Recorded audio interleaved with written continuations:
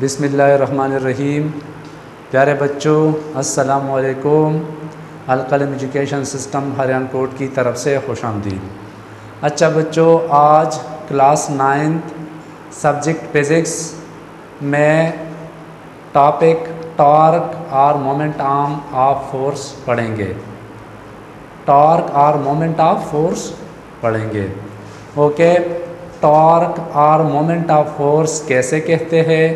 اس کا ڈیفینیشن یہ ہے: turning effect produced in a body about a fixed point due to applied force is called talk.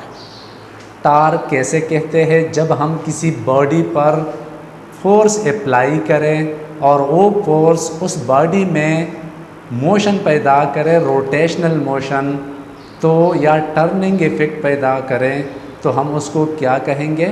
Talk. Turning effect کیسے کہتے ہیں؟ Turning effect کو ہم روٹیشنل افیکٹ بھی کہتے ہیں۔ روٹیشن، گھمانا۔ اگر ہم کسی باڈی پر فورس اپلائی کریں اور وہ فورس اس باڈی میں روٹیشن پیدا کرے تو ہم اس کو کیا کہیں گے؟ Talk. Turning effect produced in a body about a fixed point due to applied force is called torque۔ applied force کی وجہ سے ایک فکس پوائنٹ کے ارد گرد اگر باڈی میں ٹرننگ افیکٹ پیدا ہو جائے تو ہم اس کو کیا کہیں گے؟ Talk. It is a vector quantity۔ یہ ایک ویکٹر کوانٹٹی ہے کیونکہ ہمارے پاس فورس بھی ویکٹر کوانٹٹی ہے اور مومنٹ آرم آف فورس بھی یہ ویکٹر کوانٹٹی ہے۔ اسی وجہ سے ہمارے پاس ٹارک کیا ہے؟ یہ ایک ویکٹر کوانٹٹی ہے۔ It's unit is Newton metre. Newton metre اس کا یونٹ ہے۔ میتھمیٹیکلی ہم اس کو کیسے لکھتے ہیں؟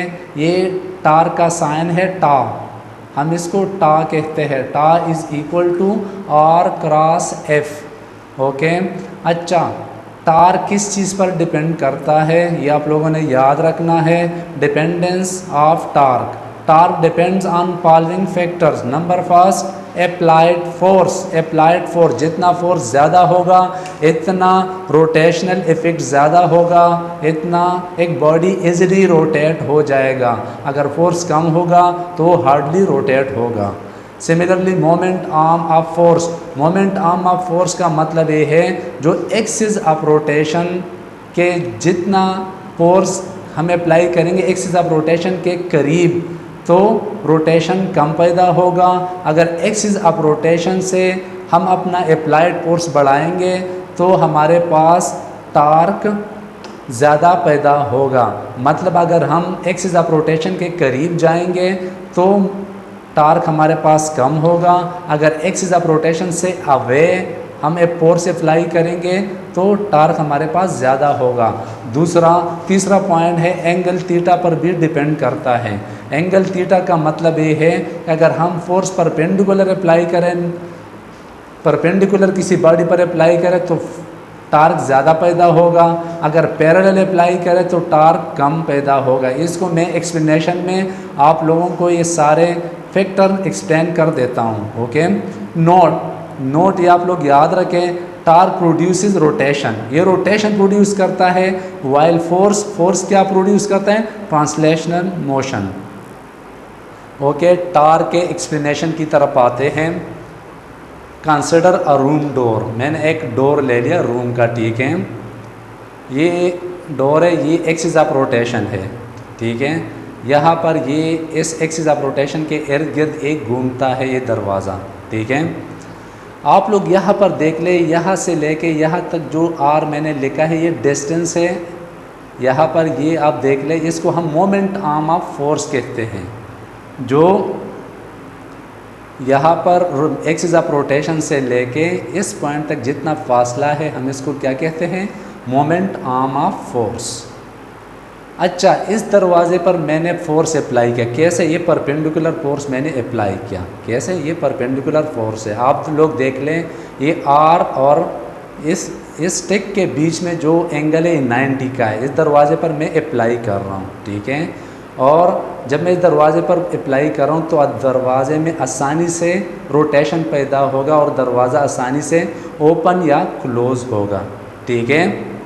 اگر میں اسی طرح اگر اس اسٹک کو ادھر ہی لے آؤں، ٹھیک ہے، تو یہاں پر بھی پرپینڈیکولر ہے مگر ایکسس آف روٹیشن سے ہمارے پاس ہم قریب جا رہے ہیں ایکسس آف روٹیشن کی طرف. ٹھیک ہے. تو یہاں پر دروازے میں بمشکل ٹرننگ ایفیکٹ پیدا ہوگا، بمشکل اوپن یا کلوز ہوگا. ٹھیک ہے. اگر میں مزید اس پوائنٹ کی طرف آؤں ایکسس آف روٹیشن پہ پرپینڈیکولر بی فورس ہے مگر یہاں پر پورے ایکسس آف روٹیشن پر ہے، پائیوٹ پر ہے، تو یہاں پر دروازہ نہیں کھلے گا کیونکہ یہاں ٹارک پروڈیوس نہیں ہوتا. اوکے.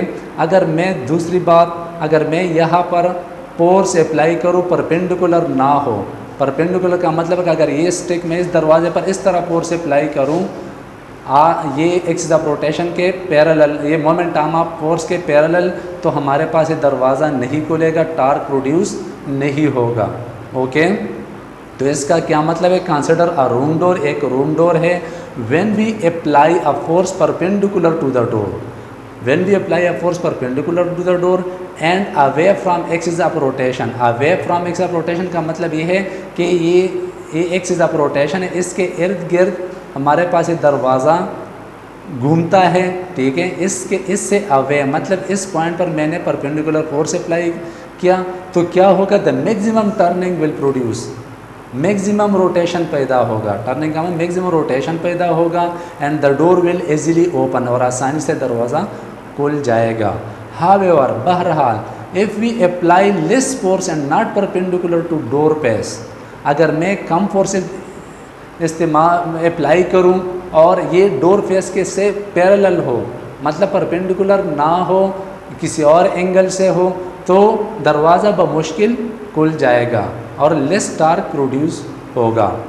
ٹھیک ہے. Further if we apply parallel force to door face, اگر ڈور فیس کے ساتھ میں پیرالل فورس اپلائی کروں، جس طرح پہلے میں نے آپ لوگوں کو بتایا ایٹ یا ایس پائیوٹ پوائنٹ پر میں فورس اپلائی کروں تو ٹارک پروڈیوس نہیں ہوگا. تو اس سارے قصے کا کیا ماخذ ہے کہ ٹرننگ ایفیکٹ جو پیدا ہو گیا اس کو ہم کیا کہتے ہیں؟ ٹارک. اور ٹارک کس چیز پر ڈیپینڈ کرتا ہے یہ آپ لوگوں نے یاد رکھنا ہے.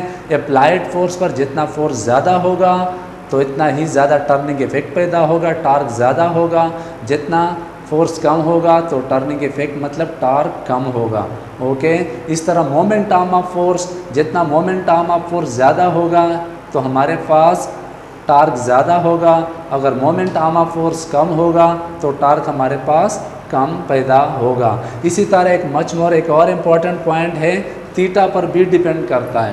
تیٹا اگر میں یہاں پر پرپینڈیکولر فورس اپلائی کر رہا ہوں تو ٹارک زیادہ پیدا ہوگا. اگر پرپینڈیکولر سے ہٹ کر میں فورس اپلائی کر رہا ہوں تو ٹارک کم پیدا ہوگا. تو آپ لوگوں نے یہ فیکٹر بھی یاد رکھنے ہیں کہ اپلائیڈ فورس پر ڈیپینڈ کرتا ہے، moment arm of force per depend کرتا ہے اینڈ اینگل تیٹا پر ڈیپینڈ کرتا ہے. Okay. This is enough for today. اگلا ٹاپک ہمارا ہوگا ایکویلیبریم. انشاءاللہ اگلے لیکچر میں ایکویلیبریم ڈسکس کریں گے. اوکے. اللہ حافظ.